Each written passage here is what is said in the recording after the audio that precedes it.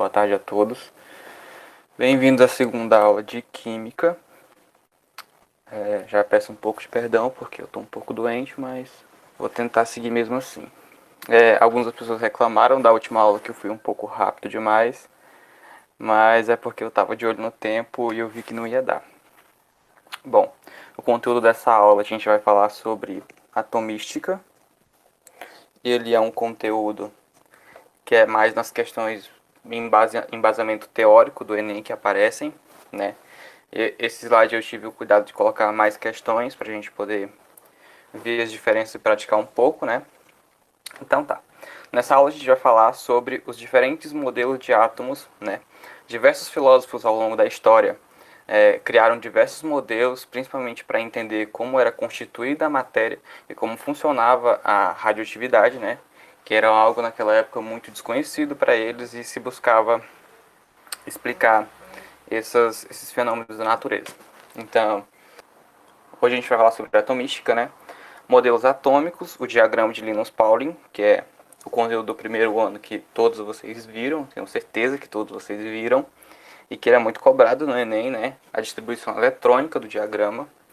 Números quânticos eu retirei, né? Eu esqueci de tirar do slide, mas eu retirei esse conteúdo porque ele já ficou muito grande só com esses dois e eu acho que a gente vai exceder o tempo. Então na próxima aula eu devo começar falando sobre números quânticos. Os modelos atômicos, né? Nosso primeiro conteúdo. Lembrando que acho que a Carol que está com a gente hoje, ela pode me interromper com as perguntas de vocês que não tem problema nenhum. Os modelos atômicos, né? Dalton, Thomson, Rutherford e Bohr, né? Vocês já devem ter ouvido falar pelo menos em algum deles no ensino médio ou no fundamental de vocês. Né? A evolução do conceito do átomo se deu pela contribuição desses quatro principais cientistas através dos seus modelos atômicos propostos. É importante destacar que, embora algumas ideias não sejam mais aceitas, todas as contribuições dadas tiveram uma grande importância para a época. Além disso, foi a partir do modelo de um cientista que o outro pôde desenvolver o próximo modelo. Então, os modelos se deram ao longo da história, como um cientista pesquisava, o próximo olhava a pesquisa, via que alguma coisa ali não estava exatamente certa, fazia novos experimentos e constituía o seu modelo próprio. Né? Esses quatro modelos são que a gente vai ver hoje, que foram os mais destaques assim, ao longo da história. Né? O que é um modelo atômico? O modelo atômico são representações que não correspondem exatamente à realidade, né? Nunca você deve falar que um modelo atômico é um átomo, porque ninguém nunca viu um átomo de verdade. A gente supõe que ele seja assim, não existe um microscópio capaz de ver os átomos ainda. Então a gente supõe que eles se comportem, que eles sejam assim, mas não se sabe exatamente como eles são. Né? Eles servem para explicar o comportamento e o funcionamento do átomo e as propriedades e as características próprias que ele possui. Né? O saber sobre a estrutura do átomo foi fundamental para o desenvolvimento da química em si, uma vez ele permitiu que a gente entendesse melhor as reações químicas e alguns produtos que se desenvolveram a partir dessas teorias. Então, a gente vai começar falando do primeiro modelo aqui. Bom, bem na antiguidade, Demócrito e Leucipo sugeriram modelos atômicos. Segundo eles, a matéria era formada por pequenas partículas. O átomo, que em grego significa indivisível, né? Isso aqui é importante, o que está em vermelho, se puderem anotar, eu gostaria que anotassem tudo que está em vermelho nos slides. É importante vocês anotarem, porque é basicamente a definição do que é o modelo que ele criou. Então, quem quiser anotar aí, eu vou deixar um tempinho assim bem razoável para anotar. Então, Demócrito definiu o átomo como uma partícula infinitamente pequena, indivisível, compacta, não compressível, sem poros e homogênea. Então aqui a gente já começa a ver como foi importante a aula passada, porque os termos que a gente usou lá, como compressível, homogênea, indivisível, já são utilizados nesses modelos aqui. Então por isso que eu dei aquela primeira aula, que foi justamente base para os outros conteúdos. Quem não viu, sugiro que volte lá naquela aula e dê uma olhada. Esse primeiro aqui, eles não desenharam um modelo, ele só era mais filosófico, segundo eles só suporam que seja assim e não fizeram um modelo específico. Então, a gente vai passar para o próximo modelo aqui, que isso sim já é um modelo mais compacto. Bom, o modelo de Dalton. John Dalton, ele era um químico inglês. Ele foi o primeiro a relacionar o átomo com as propriedades, né? Ele deu propriedades ao átomo.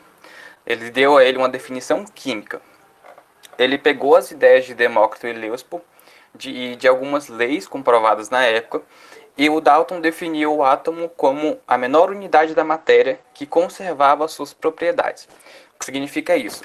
Que o átomo ele tinha características próprias e que nenhum outro elemento da natureza se comportava como ele. Ele supôs isso, de acordo com alguns documentos da época, ele começou a ver e definiu isso para o modelo dele. Ele era consistido de uma esfera maciça, homogênea, indivisível e de carga elétrica neutra. Carga elétrica a gente vai ver um pouquinho mais para frente, que é a energia que o átomo compõe dentro dele. Então, esse primeiro modelo de Dalton a gente entende como modelo bola de bilhar, que é a representação dele mais ou menos, que ele era maciço, como uma bola de bilhar, né? Maciço, homogêneo, indivisível e de carga elétrica neutra. É um modelo que a gente conhece como bola de bilhar. Um próximo modelo que a gente tem, que é o modelo atômico de Thomson, né? Aqui o que aconteceu? No final do século XIX, se descobriu o elétron. Então, essa descoberta de que o elétron ele existia tornou a base para que novas ideias de modelos atômicos foram propostas. Isso foi muito importante para a gente entender o porquê que a matéria era neutra, né? E Dalton então teve a ideia de que a matéria ela poderia ficar eletrizada, né? Que se era neutra, se você adicionasse energia naquela matéria, ela mudava as cargas delas e começava a ficar eletrizada. A natureza elétrica da matéria ela já era conhecida desde um pouquinho de tempo atrás, né? Tales de Mileto já havia mostrado alguns experimentos. O experimento que ele fez foi, ele atritou um âmbar com um pedaço de lã, que é o experimento mais ou menos que a gente faz com o balão e o cabelo, né? A gente esfrega o balão no cabelo de alguém. Esse experimento ele comprova que a matéria pode ser eletricamente carregada. Bom, Dalton não conseguiu explicar exatamente esse fato, mas o que ele disse? Ele realizou alguns experimentos, né? Ele criou um experimento chamado ampola de Crookes, que a gente vai ver uma imagem dela já já. Deixa eu ver se ela aparece aqui, ó. Aqui, ó. A ampola de Crookes foi o experimento que ele realizou. Como é que funciona esse experimento? Ó, a gente pode ver aqui, ó, onde está escrito aqui, ó, cátodo, essa primeira coisa aqui. Existe um gás aqui dentro, um gás. Ele energizou esse gás. Essa é uma ampola fechada. Quando você coloca energia, né, a gente consegue ver que o gás, quando ele se eletrifica, ele mostra uma cor. A gente consegue ver o gás a partir disso, né? Então, eletrificou esse gás aqui dentro, esse amarelo aqui é o gás. Eletrificou, então agora ele estava vendo o gás. Ok. Essas duas placas aqui, ó, são placas energizadas, ó, positivo e negativa, né? Ele ligou e ele percebeu que quando ele ligou a placa positiva aqui e a negativa, que o gás ele começou a mudar de direção. Então, o gás que ele ia em linha reta agora, né, ele via a luz do gás em linha reta. Quando ele ligou, ele percebeu que o gás agora ele começou a se desviar. Ó. Tá vendo aqui? Ó, tem uma curva aqui. Então, nisso ele comprovou que existe alguma propriedade da matéria que atrai as cargas. Existe alguma carga dentro da matéria que outra carga da mesma energia é capaz de atrair. No caso aqui, né, que a gente pode ver aqui, ó, ele atraiu as partículas positivas. É uma positiva, atraiu as partículas positivas do gás. Então, aqui esse primeiro experimento comprovou que os átomos têm carga elétrica que pode ser atraída. Isso foi muito importante para o modelo que ele desenvolveu. Vamos seguir aqui. Bom, como é que a gente chegou no átomo que ele descreveu como sendo o correto, né? Então, agora a gente sabe que existe uma carga elétrica que é responsável por essa atração e algumas coisas, mas o que ele não entendia é o porquê que a gente não é atraído a todo tempo por alguma coisa. Por que a gente não é atraído todo tempo por uma carga? Como se, por exemplo, se a gente estivesse perto de uma tomada, a gente fosse atraído por ela. Isso não acontece. Então ele supôs que o meio era positivo e que ao redor desse meio existiam cargas negativas. Então é o modelo que a gente conheceu como pudim de passas, né? Que é esse aqui que a gente está vendo aqui na imagem, ó. Ele é positivo e tem algumas cargas bem pequenininhas negativas. Então, ele supôs que na natureza existisse tanto cargas positivas como negativas e que em contato com a gente encontrava ali um meio equilíbrio que ele não entendia muito bem. Então, ele supôs que a maioria do átomo era positivo, tinha algumas cargas negativas e que na natureza existia alguma coisa que ele não entendia muito bem que mantinha um equilíbrio entre essas cargas. Que fazia que a gente não se aproximasse ou algo atraísse a gente assim do nada, né? Então, para Thomson, o átomo não é maciço nem indivisível, então ele acreditava que esse átomo a gente podia dividir em mais e mais partes, né? As cargas pequenas, essas cargas pequenas aqui que a gente está vendo, essas verdinhas aqui, ó, ele chamou de elétrons e ele chamou de elétrons de cargas negativas. Então, esses daqui ele denominou elétrons e elétrons de carga negativa. E ele delimitou que a carga total desse átomo aqui é nula. Então, que a quantidade de energia positiva que tem nele é a mesma quantidade de energia negativa e que esse átomo se encontrava nulo. Ele só estava ali e não tinha nenhuma uma reação meio elétrica nem nada.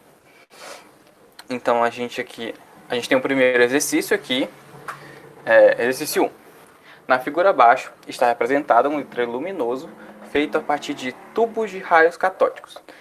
Tubos de raio catódico foi o que eu disse. Existe um gás dentro desse tubo, um gás que ele é energizado, né, com energia elétrica, e a gente consegue ver a cor desse gás. Esse é um experimento muito famoso e em quase todo laboratório de química e física tem uma ampola dessa, né? Qual foi o primeiro modelo atômico a incorporar a noção de que os raios catódicos são constituídos pelo fluxo de partículas menores que o átomo e dotados de carga negativa? A gente acabou de ver isso aqui, que foi o modelo de Thomson, né, que ele fez o experimento de cargas e viu que esse era a gente, né, viu os gases, né, energia, e viu o gás. Então, essa aqui é a resposta da letra B, ó. Modelo atômico de Thomson é forte. Então tá. Muito se indagava sobre a radiação aqui na época que Rutherford começou as pesquisas dele, né? O nome dele completo é Ernest Rutherford, né?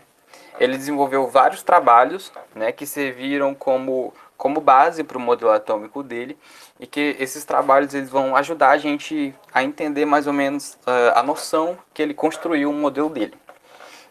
A primeira coisa descoberta dele, ele estava estudando de novo, ele é um cientista que estudava a radiação. Então, a primeira coisa que ele descobriu, que ele denominou de partículas alfa.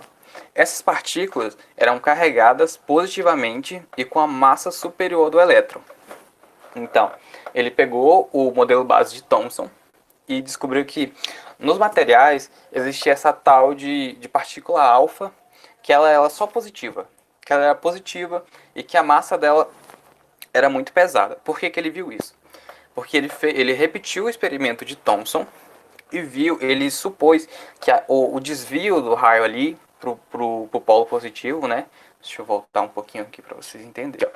Que esse desvio aqui pelo polo positivo significava que a carga positiva, a massa da carga positiva era maior, porque é uma massa tão grande que é capaz de desviar o fluxo do gás.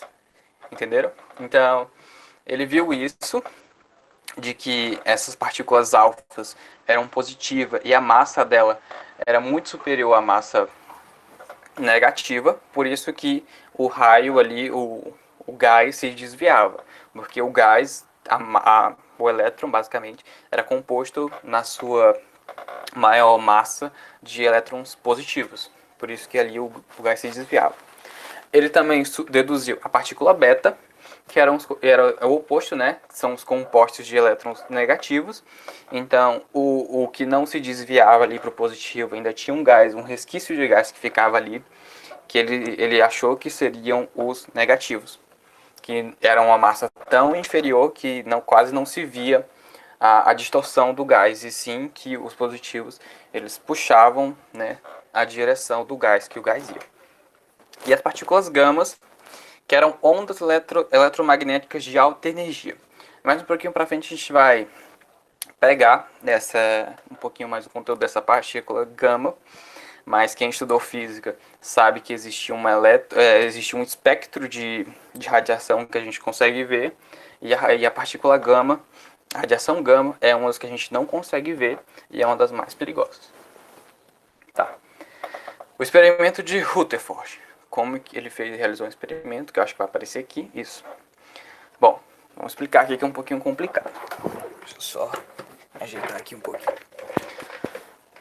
Bom, Rutherford pegou um material radioativo, inclusive a gente sabe hoje que o material radioativo é extremamente cancerígeno para as nossas células, né?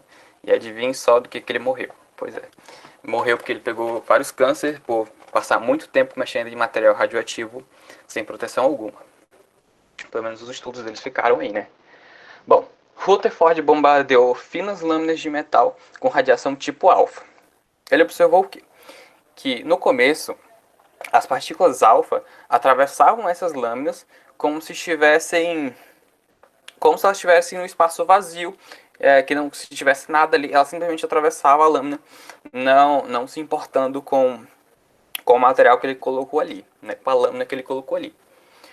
Após um tempo, com o experimento funcionando, ele viu que uma pequena fração das partículas alfa sofria um desvio na trajetória. Além disso, algumas partículas foram rebatidas. Aqui, ó. Vamos lá observar aqui, ó. Aqui, ó, embaixo. Opa, filhão. A gente tem o material radioativo, né? Fonte de partículas. Vamos lá. Ele emitiu um feixe de radiação. Desse feixe de radiação, algumas partes dele aqui, ó, foram refletidas. Aqui tem uma lâmina, né? A lâmina de ouro, no caso. Foram refletidas, ó. Refletiu aqui, refletiu aqui. Então, vamos lá. Outros desse feixe de luz, ó, seguiu reto aqui. Essas aqui, então, são as partículas alfa. Essas que atravessaram o material, vieram daqui, atravessaram o material e seguiram, como se não tivesse ali a lâmina. Algumas dessas partículas alfas, a gente pode ver aqui, ó, que existe um desvio. Então, era reto aqui, sofreu um desvio, né? Tem aqui, ó, 4 raios assim, desviando. Então, ele lançou um raio aqui de um material radioativo. Algumas partículas se desviaram, né? Tomaram direções, bateram no material e tomaram direções diferentes. Algumas seguiram retos, que ele sabia que essas aqui eram as alfas, que ignoravam a existência do material. Algumas dessas partículas alfas se desviaram aqui, ó. Se desviaram. E essa tela fluorescente aqui é justamente para ele conseguir ver o posicionamento. Isso aqui a gente não vê, tá, gente? Esses raios aqui a gente não consegue ver, mas essa tela fluorescente permite que a gente veja a direção desses raios. Bom, e o que esse comportamento desses diferentes raios de partículas representaram, né? Então ele descobriu que existem vastos espaços que não impõem barreira à passagem das partículas alfas.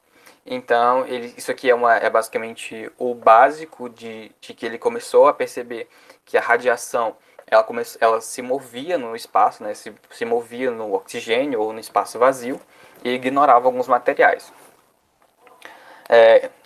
Por isso, né, que muitas partículas atravessavam a lâmina sem nenhum desvio.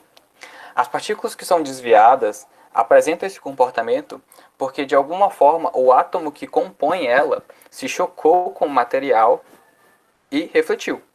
Então, ele supôs que provavelmente ou era mais denso, é um material mais denso que não consegue atravessar, é um átomo mais denso, uma parte do átomo mais densa que não conseguiu atravessar esse material e refletiu. Ele supôs isso, né? E ele supôs que esse material mais denso seria um núcleo. Então, ele entendeu que provavelmente esse raio que refletiu seja o núcleo do átomo, que bateu e não conseguiu atravessar, por ele ser um pouquinho mais denso aí do que os elétrons. E o que atravessou são os elétrons, né? Que ele acreditava inicialmente que era de carga positiva, mas depois a gente vai ver que ele percebeu que não é bem assim que funcionava, né? Depois dessas duas conclusões, de que a energia era capaz de atravessar um espaço vazio e alguns materiais, e que existia alguma parte do átomo que se refletia, ele conseguiu propor o modelo dele. O modelo de Rutherford, o átomo seria composto por uma região negativa, que ele chamou de eletrosfera, contendo pouquíssima massa, e a maioria essas partículas de pouquíssima massa são as partículas alfa, que agora ele diz que elas são negativas e não positivas. E essa eletrosfera, né, que o núcleo batia e refletia, e que as partículas alfas, que eram os elétrons negativos, seguiam seu caminho, né? Bom, no centro do átomo, ele supôs que existia um núcleo positivo, que tinha basicamente toda a massa do átomo estava contida ali naquele núcleo. Por isso que ele era mais denso e não conseguia atravessar os materiais. Então, o que bate aqui, o que seria esse raio aqui refletido, seria só os núcleos do átomo se refletindo. Tá, vamos lá. Agora sobre o modelo em si. Rutherford, o átomo. Aqui. Vocês provavelmente estudaram esse modelo no primeiro ano, né, que é a base para o modelo que a gente conhece hoje. Então, para Rutherford, depois de tudo que ele estudou na pesquisa dele, tanto sobre radioatividade e juntou com as pesquisas já existentes, né? Ele propôs com esse modelo que o átomo seria como o sistema solar, em que o núcleo, aqui ó, o núcleo aqui ó, pelo amor de Deus, não é possível que vocês não conheçam a estrutura de um átomo. O núcleo aqui seria basicamente o Sol, né? E que os elétrons ficavam em órbita ao redor dele. Então, várias órbitas aqui com os elétrons aqui, né? Numa região que ele chamou de eletrosfera. Toda essa região azul aqui seria a eletrosfera. Então tá. O que ele definiu no final? De que o modelo dele, de que o núcleo era pequeno, de carga positiva, e que nesse núcleo continha quase toda a massa do átomo. Então, esse núcleo aqui, ele era bem pequeno, ele era positivo, a gente está vendo aqui, é o sinalzinho de mais, ele é positivo, e quase toda a massa do átomo está presente nele. Ele era o que refletia lá no experimento dele. E essas partículas aqui, ó, os elétrons, são os que atravessavam o material. Beleza. A eletrosfera. Ele deduziu que existia essa eletrosfera ao redor do átomo, que é essa parte azul aqui, né, que ela continha os elétrons de carga negativa e com pouquíssima massa. Então ele deduziu que existia essa eletrosfera ao redor do núcleo e que esses elétrons tinham pouquíssima massa. Ele também deduziu que os elétrons, né, esses de pouquíssima massa, giram ao redor do núcleo. Qual que era o problema do modelo de Rutherford? Ele não conseguiu explicar por que elas giram. Ele simplesmente deduziu que elas giravam em torno dele, mas ele não conseguiu explicar por que se forma essa elipse aqui, por que eles giram em elipse ao redor do núcleo, o que era essa força ou esse componente que faziam eles girarem ao redor do núcleo. Esse é o furo, posso dizer, da teoria de Rutherford, que é explicado no próximo modelo atômico que a gente vai ver aqui, que foi de Bohr. O modelo atômico de Bohr. Ele também é conhecido como modelo atômico de Rutherford-Bohr, porque Bohr trabalhou junto com Rutherford na pesquisa de Rutherford sobre a teoria, mas ele não concordava com algumas coisas do modelo de Rutherford. Então ele depois desenvolveu a própria pesquisa. Vamos lá. O que ele dizia? Primeiramente, ele dizia que o modelo de Rutherford não era completamente correto, porque de acordo com os conhecimentos de eletromagnetismo da época, já se sabia que que existia que o problema do modelo de Rutherford é que os elétrons se chocariam em algum determinado tempo. Naquelas elipses que a gente viu, em algum momento os elétrons eles iam se encontrar, se chocar, e por isso que esse era o furo de Rutherford, que ele não conseguia explicar o movimento e se os átomos iriam se chocar com um determinado tempo, ou com outros elétrons, ou com o próprio núcleo. Ou seja, o modelo não estava completamente correto, porque não existia essas duas respostas. Se ele se chocaria com o núcleo e se ele se chocaria com os próprios elétrons dentro da eletrosfera. A resposta que ele encontrou sobre essas duas perguntas é que provavelmente o elétron ele podia ganhar ou perder energia. Então ele estipulou essa hipótese de que o elétron aí ele rodava o núcleo justamente porque ele poderia tanto absorver como dissipar energia. A gente vai explicar um pouquinho melhor isso daí. Nesse sistema, os elétrons eles iriam se aproximando no núcleo e depois se afastando. Então seria assim, ele começava a girar numa elipse maior, ele ia se aproximando do núcleo e quando ele estivesse bem próximo ao núcleo, ele se afastava de novo. Então Bohr supôs que isso acontecia e era por isso que os átomos, os elétrons não se chocavam, justamente porque enquanto uns estão se aproximando, outros estão se afastando e não haveria como se encontrar. Eles não poderiam encontrar o núcleo, porque com um determinado ponto, quando estivessem perto o suficiente do núcleo, o núcleo começava a expulsar eles de volta e atrair outros. Era uma coisa meio de tipo, enquanto alguns elétrons estão se aproximando do núcleo, outros estão se afastando, então não teria como eles se encontrarem tanto com o núcleo, como se chocarem com outros elétrons ali presentes na eletrosfera. Mas a dúvida que ficou em Bohr é como que eles conseguem mudar essa órbita. Qual que é essa coisa que faz os elétrons se aproximarem e outros se afastarem.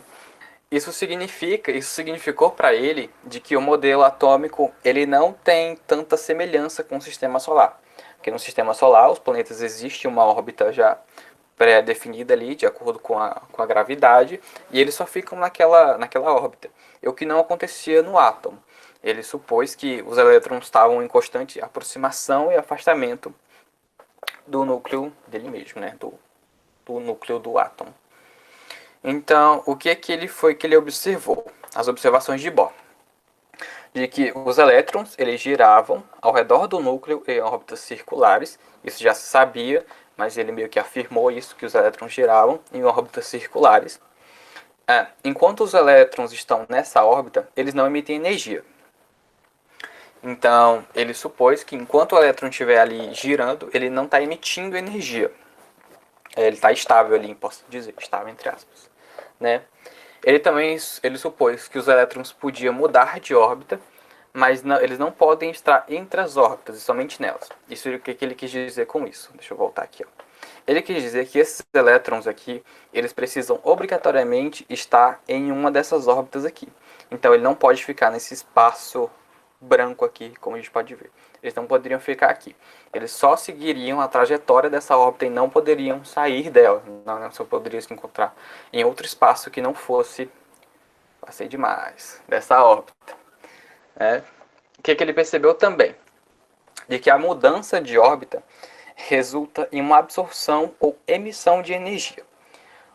Ele percebeu que se um elétron que está ali, ele vai para a órbita mais externa que significa que ele está se afastando, prestem atenção. Se ele está se afastando do núcleo, significa que ele está absorvendo energia.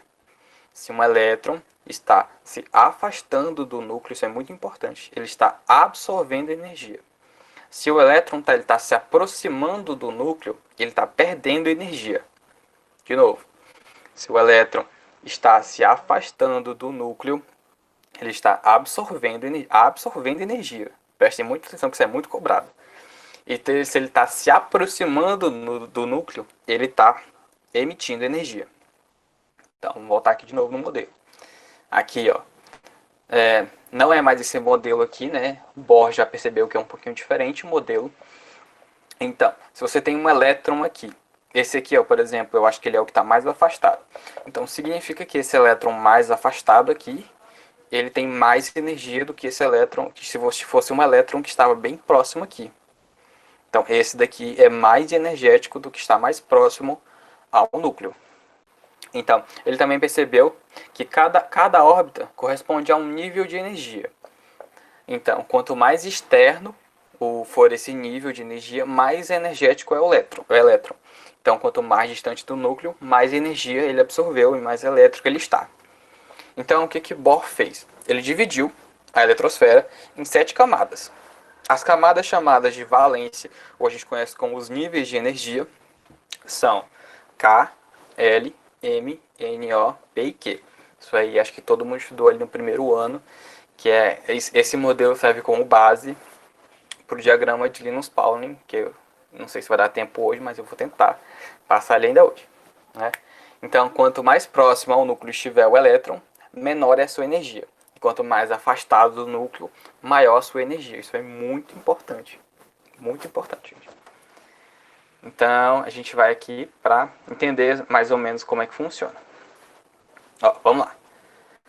Setinha para lá, a rosa, ele está absorvendo energia. Azul, ele está ganhando energia. Então, vamos explicar exatamente como é que funciona. Aqui, ó, nós temos aqui a camada K. Essa camada K, aqui nessa tabelinha aqui, ó, ela só pode comportar 2 elétrons. A camada K ali, ó, ela só pode número máximo de elétrons. Essa tabela mais embaixo aqui, ó, comporta 2 elétrons. Então, aqui nessa camada, a energia que o átomo, o elétron consegue aqui, é só capaz de comportar 2 deles. Então, existem 2 elétrons, sempre existe 2 elétrons aqui, nessa camada K aqui. Que eles têm, no caso, essa camada aqui é quando o elétron tem a menor energia possível. A menor energia que ele comporta são 2 elétrons que ficam nessa camada aqui. A camada L. A camada L, essa daqui, essa verdinha aqui, ó, capaz de comportar 8 elétrons. Já subiu um número considerável, subiu. São 8 elétrons que podem ficar orbitando aqui nessa camada. É até 8 elétrons, gente. Não significa que todo átomo existem 8 elétrons aqui. Significa que ela é capaz de comportar 8 elétrons. Por exemplo, se a gente citar aqui o hidrogênio só existe um elétron. Então, essa camada comporta 8, mas não quer dizer que todo elemento tenha os 8 elétrons nessa camada. A camada M comporta 18. A camada N aqui em amarelo comporta 32. A camada O, 32. Percebam que essas duas camadas aqui são as que mais comportam. Por quê? Porque aqui é meio que um estado neutro. Ó. Ele nem tem pouca energia, nem tem muita. Ele está ali no neutro, ele é uma órbita mais ou menos estável ali, estável. É uma órbita mais ou menos estável ali. Então essas duas camadas conseguem comportar mais elétrons. A camada P novamente tem 18, ó. Percebam aqui, ó, a semelhança, né? 18, 18 e 8 também. Então, quando um elétron está nessa última camada aqui, ó, a camada Q, ele é o elétron mais energético desse átomo. E quando ele atinge essa camada aqui, existem duas possibilidades. Normalmente, quando ele atinge essa última camada aqui, ele está no máximo de energia que ele pode comportar, ele simplesmente libera essa energia e vai voltando. Vai voltando, vai voltando, vai voltando. Então, ele está aqui, tem o máximo de energia. Quando ele atingir o máximo, existem duas coisas. Existem átomos que liberam, que podem liberar esse elétron, né, que ele escapa daqui. E normalmente o que acontece com a maioria dos materiais é que simplesmente ele vai começando a perder energia e voltando aqui para a camada L novamente, ou em qualquer outra dessas camadas aqui. Não necessariamente ele vai sair daqui e chegar aqui. Ele pode sair daqui, chegar aqui e de novo voltar para a camada Q. Não é obrigatoriamente que ele saia daqui e venha aqui para o começo. Ele perde um pouco de energia, que a gente vai entender mais ou menos como é que funciona essa energia aqui. Bom, um detalhe muito importante desse modelo. A gente já viu que a mudança de elétron, a mudança da órbita do elétron, né, quando ele vai mudando, isso aqui são as órbitas. As órbitas são cada uma dessas linhas aqui. Ele vai mudando de órbita conforme ele perde ou ganha energia. Mas a dúvida que se formou em Bohr é: qual que é esse tipo de energia? Qual é essa energia que ele ganha e qual é essa energia que ele perde? Se descobriu que a energia que ele ganha ou perde é a energia em forma de fóton. Fóton é a energia, quem estudou física aí lembra, né? Fóton é a energia em forma de luz. Então, ele ganha energia e quando ele vai ali, preste muita atenção, essa energia que ele libera é somente quando ele está passando ele está voltando das camadas. Ele libera essa energia conforme ele vai voltando as camadas. Ele também não libera de uma vez, né? Senão seria complicado. Ele vai liberando aos poucos essa energia e vai descendo essas camadas, energia em forma de fóton, em forma de luz, né? Então, ele aplicou uma teoria que a gente chama teoria dos quanta. Não é importante vocês saberem essa teoria, porque isso nunca foi cobrado, então nem vale a pena. Então, ele aplicou essa teoria e ele observou que a energia não era emitida e nem absorvida de maneira contínua. Então, quando o elétron estava aqui, ele não ia ganhando energia de uma vez só e chegava aqui, não. Era devagar. Ele recebia parcelas de energia e conforme ele recebia essas parcelas, ele ia avançando ou voltando, né? Ele perde e ganha energia em algumas parcelas que a gente chama de parcelas de quantum. Ele é parcelas de energia de quantum.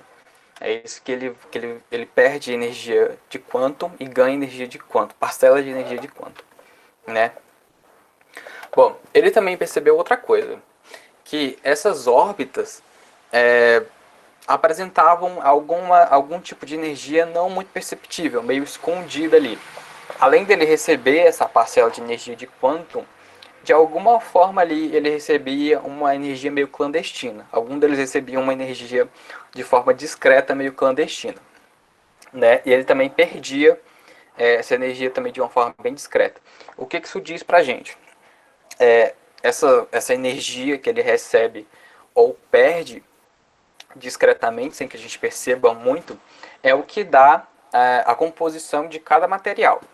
Então, cada material da tabela periódica, o que diferencia um átomo do outro é justamente essa energia meio escondida que ele recebe e libera. E a gente não percebe tanto assim, né? Os estudos não perceberam tanto assim como é que funciona essa dissipação ou essa absorção dessa energia meio discreta assim. A gente fala discreta.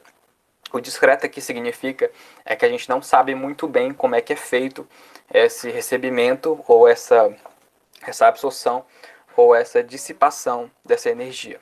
Então a gente chama de discreta porque a gente não sabe como é que como é que é feita essa absorção ou essa dissipação dessa energia clandestina, entre aspas.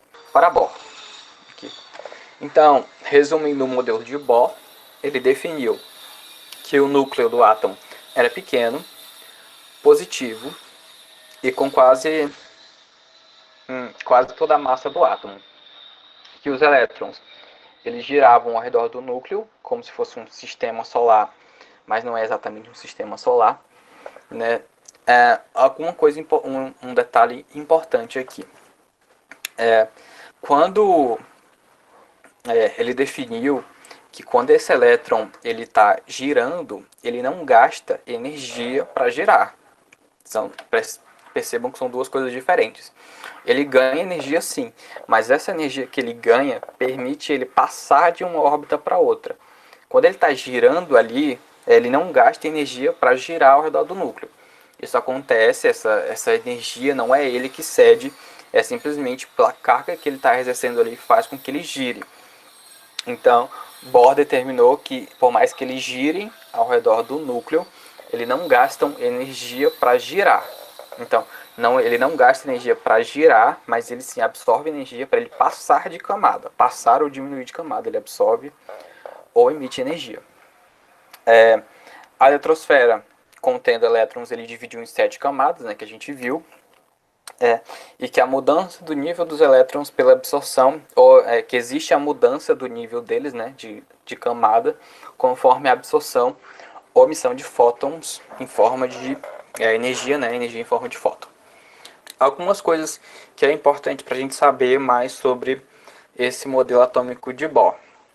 As hipóteses que ele levantou, são hipóteses, né, que ele levantou, ele queria explicar o comportamento do elétron. Simplesmente ele começou essa pesquisa dele porque ele viu que faltava isso na pesquisa de Rutherford, que era explicar como é que funciona esse comportamento dos elétrons no núcleo, né?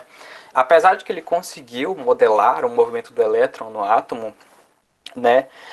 Esse modelo ele falhava quando a gente aplicava sobre outros elementos. Então, aqui Bohr estudou com base no hidrogênio. Ele estudou o átomo de hidrogênio, mas quando a gente aplicava esse modelo em outras substâncias, a gente via que tinha furos ali e não dava certo, né? Ele viu que teve esse pequeno erro ali, de que funciona muito bem para alguns elementos, mas outros elementos, quando a gente aplicava o modelo, falhava, né? A partir desse ponto que surgiu o que a gente chama de mecânica quântica, né? A partir esse modelo atômico de Bohr, surgiu, né, as pesquisas sobre a mecânica quântica, né? A mecânica quântica ela explica melhor como é que funciona a estrutura atômica, né, dos átomos, e a gente vai estudar um pouquinho dela mais pra frente. Eu acho que provavelmente depois da próxima aula, que é muito conteúdo aqui que eu tô pesquisando, mas não tem como passar tudo. Eu vou ver como é que a gente vai fazer isso daí. Tem uma questão aqui, ó. Deixa eu só ajeitar aqui. Bom, exercício 2. Sobre o modelo atômico proposto por Bohr, afirma-se, primeiro, quando um elétron salta de um nível menor para um nível maior, um nível mais elevado, ele emite radiação em forma de luz. O porquê que essa afirmação aqui é incorreta? Como eu falei, ele só vai emitir essa radiação em forma de luz quando ele está passando de uma camada maior para uma camada menor. Então, ele está falando aqui, ó, salta de um nível menor para um nível mais elevado. Então, é como se ele estivesse saindo de uma camada aqui, estivesse passando por uma daqui, ele liberasse energia. É incorreto. Quando ele está saindo de perto do núcleo para fora, ele está absorvendo energia e não liberando. Então, essa primeira aqui é incorreta. Segunda, cada nível de energia ao redor do núcleo comporta um número máximo de elétrons. Isso a gente viu naquela tabelinha, é correto. Cada nível de energia ao redor do núcleo comporta um número máximo de elétrons. Correta, a segunda. Terceiro, um elétron só pode saltar de um nível menor para um nível mais elevado caso absorva energia. Exatamente. Um elétron só pode saltar de um nível menor para um nível mais elevado caso ele absorva energia. Foi exatamente aquilo. Se ele está mais perto do núcleo e ele vai saindo, ele vai absorvendo energia, que é exatamente o que diz aqui. Então essa terceira aqui é correta. Quando um elétron em estado excitado é quando ele está mais energizado, retorna ao seu estado fundamental, a energia é liberada apenas na forma de luz visível. Aqui é que está o problema. Essa daqui está quase correta. O que vocês devem prestar atenção nas questões de química é justamente esse apenas aqui. Como eu falei, ele também libera energia de uma forma que a gente não conhece ainda, que a gente chama de discreta. Então esse apenas aqui é o incorreto. Então, que a resposta correta aqui é a letra C. Exercício 3. A gente vai associar as colunas corretamente. Vamos associar as colunas corretamente. Então, vamos lá. Modelo atômico de Dalton. Quais são as colunas aqui? Ó? Modelo que afirma que os elétrons giram em órbitas circulares em torno do núcleo. O modelo que afirma que existem esses elétrons que giram em torno do núcleo é o modelo de Rutherford-Bohr, que aqui é o modelo 4, que a gente acabou de ver ali, que ele afirmou que existem essas órbitas, Rutherford, ele supôs que existia essa órbita, e Bohr afirmou que existiam mesmo essas órbitas ao redor do núcleo ali. Aqui, 4 aqui se encaixa aqui no começo. Próximo. Um modelo que é conhecido como pudim de passas, é exatamente por isso que eu mostrei aquele exemplo que dizia pudim de passas, que é um modelo conhecido por esse nome, que é o modelo de Thomson, aqui ó, esse 2 aqui ó, o modelo atômico de Thomson, é conhecido como o pudim de passas, né, que é muito importante vocês saberem que geralmente na química se fala pelos esses termos aqui, termos em comum, posso dizer. Um modelo que assume que o átomo é uma esfera maciça. O modelo que assumiu, que é o modelo conhecido como bola de bilhar, é o modelo de Dalton, aqui ó, esse primeiro aqui ó, Dalton. E só sobrou o 3, modelo atômico de Rutherford. primeiro modelo a incorporar a ideia da eletrosfera. Foi exatamente aquilo que eu disse. Que ele supôs que existia a eletrosfera, mas foi Bohr que comprovou que ela realmente estava ali. Então, a resposta a essa questão é a letra B, 4213. Aqui, ó. Letra B, 4213. Mais uma questão aqui para a gente ver. Qual é o primeiro modelo atômico capaz de explicar os fogos de artifício? Isso aqui foi uma questão que eu retirei do Enem eu esqueci de colocar aqui, mas foi uma questão que eu tirei do Enem de 2018. Vamos lá. No início vocês se confundem, mas aqui são fogos de artifício, né? Acho que tá dando para ver bem aí. Qual é o primeiro modelo atômico capaz de explicar os fogos de artifício? Então, vamos lá. Vamos por partes aqui. A gente vai descartar Thomson. A gente descarta Thomson e Dalton, que Dalton disse que era um modelo maciço, não tem nada a ver. Thomson disse lá o modelo de passas, também não tem nada a ver. Gleiser, o modelo dele é nem estudado porque é muito incompleto. Aqui, ó. Geisler. O modelo dele é tão incompleto que a gente nem estuda ele. Então a gente está entre Rutherford e Bohr. O Bohr, por que não é Rutherford? Porque justamente Rutherford não conseguiu explicar muito bem a eletrosfera. Então a alternativa correta aqui é Bohr. Por quê? Porque Bohr disse que existia um núcleo, no caso aqui a gente vai supor que seja o núcleo dos fogos de artifício, e quanto mais que existia essa energia ao redor. Então você tem que relacionar, foi aquilo que eu disse na primeira aula, relacionar os conteúdos. Então ele comprovou que existia essa energia, né, e que quanto mais afastado do núcleo, mais energético, que é justamente o que acontece com o fogo de artifício. Quando você olha, a extremidade dos fogos de artifício é mais brilhante do que o núcleo em si. Então aqui, espero que tenha ficado claro, que é o modelo atômico de Bohr, porque justamente ele comprovou essa teoria energética dos elétrons e descreveu exatamente como é que funciona a eletrosfera. Vamos aqui passar. Eu vou só falar, deixa eu voltar aqui, eu vou falar um pouquinho sobre como que é o modelo atômico atual. Eu não coloquei um slide específico sobre ele porque eu vou citar alguns cientistas e as descobertas que levaram a gente ao modelo atômico. Por favor, prestem muita atenção no que eu vou dizer. E depois eu vou postar um conteúdo extra para vocês entenderem melhor. Tá. A principal diferença entre o modelo que a gente utiliza hoje para o de Bohr foi a descoberta de algumas partículas sem carga elétrica no núcleo do átomo, que a gente chama de nêutron.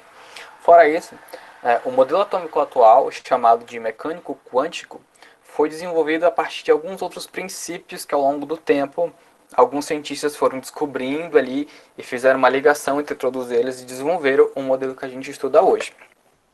Né? Esses cientistas e essas descobertas, eles são de física, são físicos que descobriram, mas que depois a gente pega esses conteúdos, relacionou com a química e se desenvolveu esse modelo. Então, criou-se aí então a físico-química, que é algo que vocês deveriam estudar ali, é uma relação entre a disciplina de química e física, a físico-química, que estuda justamente esses cientistas e essas descobertas energéticas sobre o átomo ao longo da história. Bom, primeiro que a gente vai citar aqui, a primeira descoberta, foi o Albert Einstein. Ele, em 1905, depois que ele viu, né, que alguns cientistas desenvolveram algumas outras teorias, né, um deles foi Max Planck, que formulou a teoria dos quantas. Justamente Max Planck, essa teoria dos quantas foi o que Rutherford utilizou lá no começo.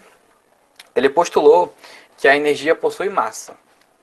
Então, Planck disse que a energia possui massa e que a massa é energia. Não ficou muito claro aí, né? Mas vamos lá. Planck disse que a energia possuía massa e que a massa era energia. Acho que não tem como explicar melhor isso, meu Deus, está muito confuso. Mas espero que vocês entendam. esse postulado muitas vezes é lembrado pela equação, né, que acho que muitas de vocês já viram, que é energia igual a E igual a mc ao quadrado. Muitos de vocês conhecem essa daí, essa fórmula que é muito famosa, inclusive muita gente faz tatuagem sobre ela. Então a gente não precisa entender essa equação, a gente só precisa saber que foi muito importante essa descoberta. Einstein também observou que a luz apresenta algumas naturezas específicas, como por exemplo, que ela é ondulatória, que ela também é corpuscular. Corpuscular significa que, que existem fótons de energia, dependendo, os fótons de energia, essa luz emitida, depende da quantidade de massa que existe nessa energia. Mais ou menos isso. Então são duas coisas. Que a luz é ondulatória e que é de natureza corpuscular, que significa que quanto mais massa tiver essa energia, mais fótons de luz ela emite. A próxima grande descoberta, que foi de Louis Broglie, ele propôs a dualidade do elétron. O que significa? Que o elétron, assim como a luz, ele se comporta mais ou menos como um comprimento de uma onda. Então, ele não fica estável ali, rodando ao redor do núcleo. Ele vai meio que ondulando um pouquinho ali ao redor do núcleo, mas ainda tem aquela órbita que a gente viu lá na frente. Daniel, Oi. a gente tem uma pergunta aqui da Lois Lane. Ela perguntou o Diga. seguinte: energia igual a massa? Sim. Não é sim, mas é mais ou menos isso. Ele não disse que a energia é massa. Ele disse que a energia possui massa. É diferente. Não que a energia é massa em si, mas que a energia ela possui massa.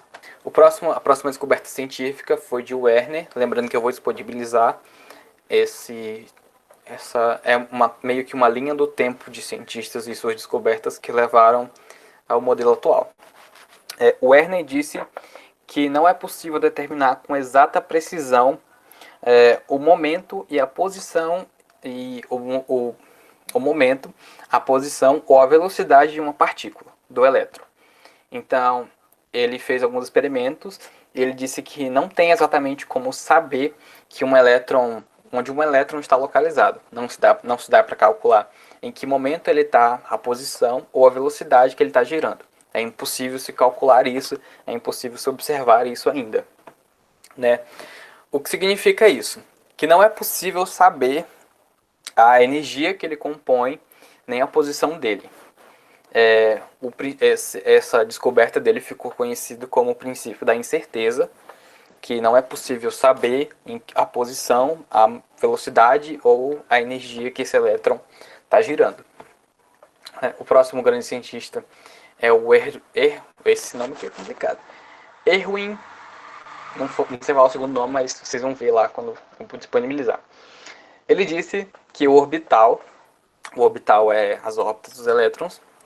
Depois de muitas equações matemáticas, ele viu que no lugar de órbitas bem definidas aqui que ele fala, que é um caminho que sempre aqueles átomos vão seguir.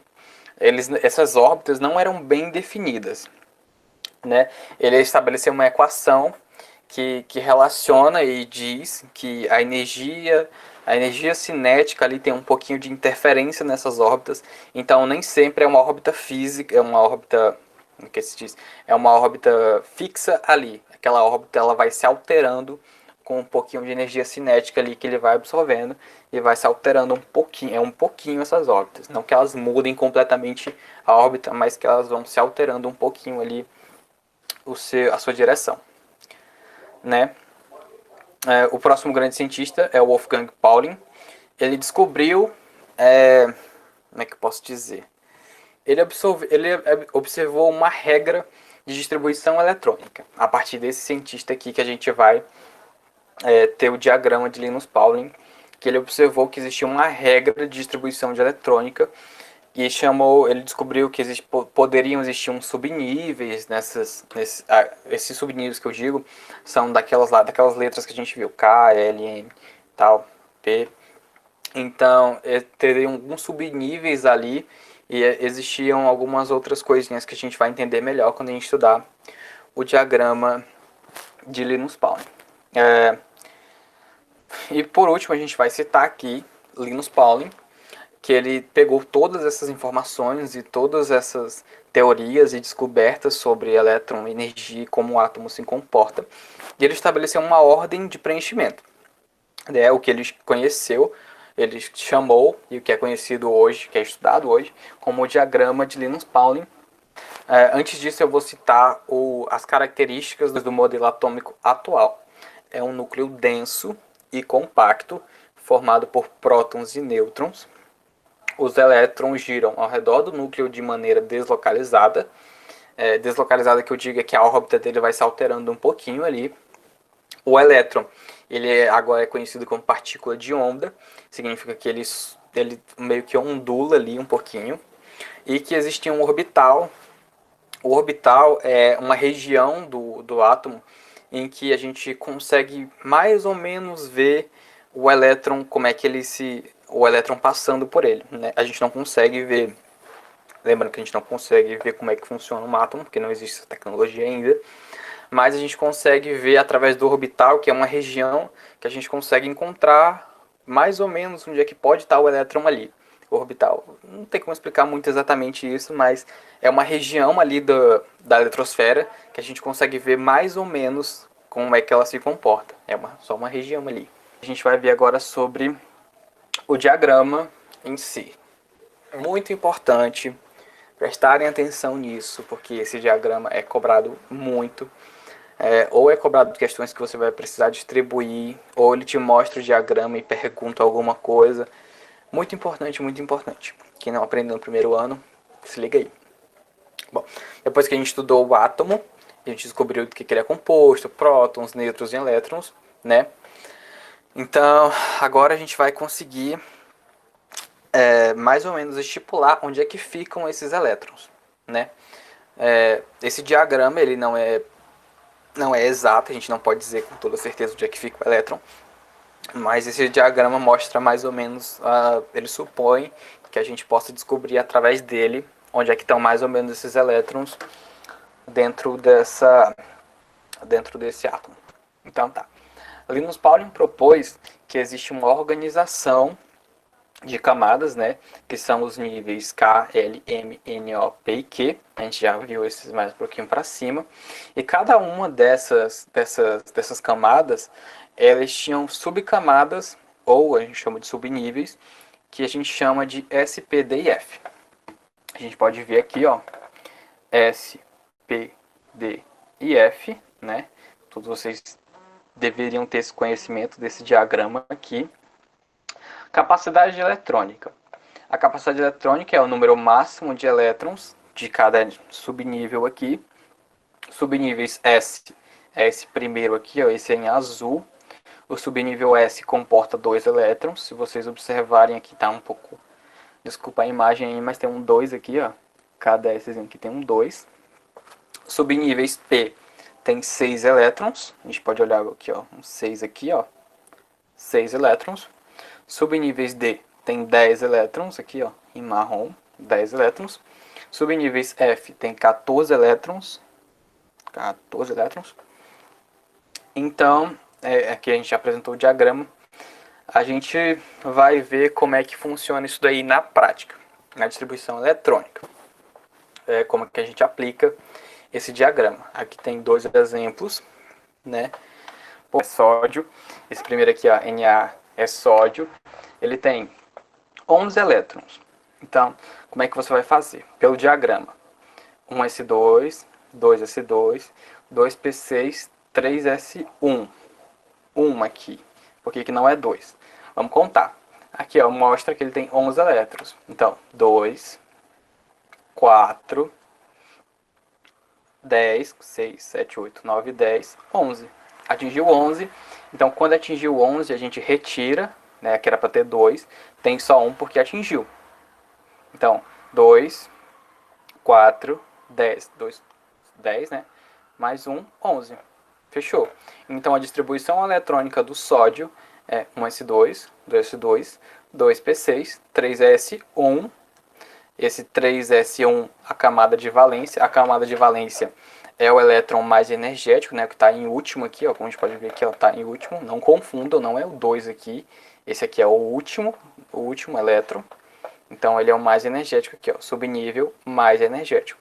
É o que aparece por último aqui, ó. Aqui, ó. Lembrando que o diagrama ele se comporta dessa forma aqui, ó, como a gente está vendo aqui, ó. Seguindo as setinhas aqui, ó. Assim, ele se comporta assim, ó.